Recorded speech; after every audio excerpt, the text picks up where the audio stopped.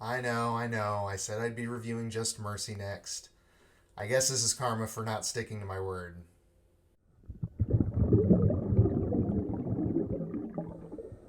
Hey everyone, it's Nathan Orenstein from The No Show here to talk about William Eubank's Underwater.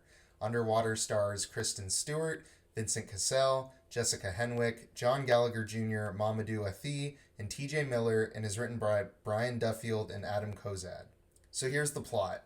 There's this group of scientists in a big lab 6 miles down at the bottom of the ocean.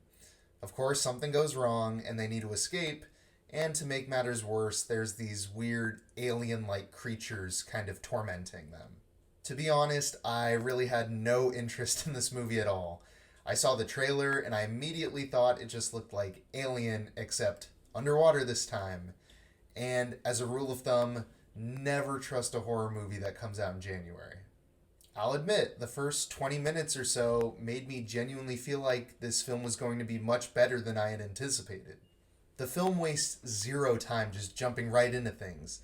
Things start going wrong within 5 minutes or so, and the atmosphere is genuinely tense. I was especially impressed with the cinematography here, as the shots are claustrophobic and tight while still capturing the full scale intensity of the situation. The production design for this underwater lab was impressive too, and I really appreciate that they actually put their hefty budget to good use.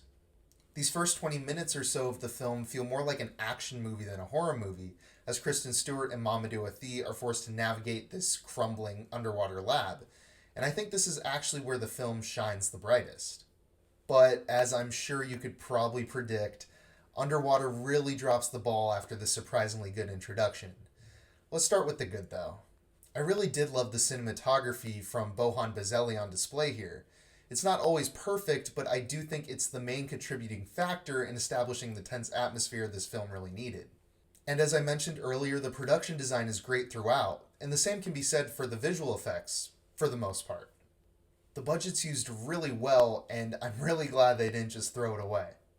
With that out of the way, there is a whole lot of this movie that simply does not work.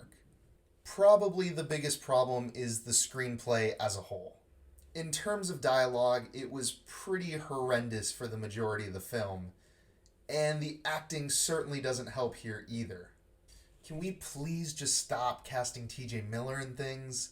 Maybe 2020 will be the year we realize he's just not funny, and especially in non comedic films. Sorry about that. I'm just sick of TJ Miller, quite frankly. Vincent Cassell is also really bad here, and so is John Gallagher Jr., which for me was the biggest disappointment of all. Kristen Stewart is fine, I guess.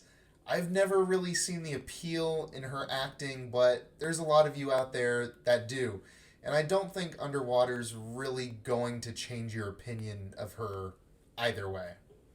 Anyways, getting back to the screenplay, the film just doesn't seem to know what it wants to do half the time. Things will be moving along, and all of a sudden we're in a new location with a new objective and a new atmosphere. And yes, I know this is largely the director's fault, and the terrible editing does not help, but I'm sure if you looked at the actual screenplay, it'd be just as messy on paper too. By the end of the movie, I didn't really know what was going on, and quite frankly, I didn't care either. The film had tripped over itself so many times that it was an empty shell of what it was at the beginning. And I could not be bothered to care about any of these characters or what happened to them by the end. And for a film that's barely over an hour and a half, it is not a good sign that it couldn't even manage to hold my attention. I really do feel like I had more to say about this movie, but I wrote this review less than 24 hours after seeing Underwater, and I can already hardly remember it. Oh, is the movie scary? No, not really, unless you count jump scares. And we've seen everything this movie's doing, we've seen it done before. Not only that, we've seen it done better. I know I railed on it pretty hard, but Underwater really isn't anything atrocious. If you like horror films that take place underwater or even in some sort of spaceship, then yeah, this might be for you. Aside from that, I can't even bring myself to recommend Underwater as like a mindless horror film. It's just so muddled and uninteresting by the end. Underwater, as expected, falls into the garbage bin of January horror movies that seems to grow bigger with each passing year, and I'm going to be giving it a 4 out of 10. As always, thank you guys for watching, and feel free to like and subscribe if you like the video. And if you've seen Underwater already, I'd love to hear your thoughts down in the comments below. I'll be reviewing Bad Boys for Life within the next few days, so click that bell to get notifications for whenever I post. I've been Nathan Orenstein with The No Show. See you next time.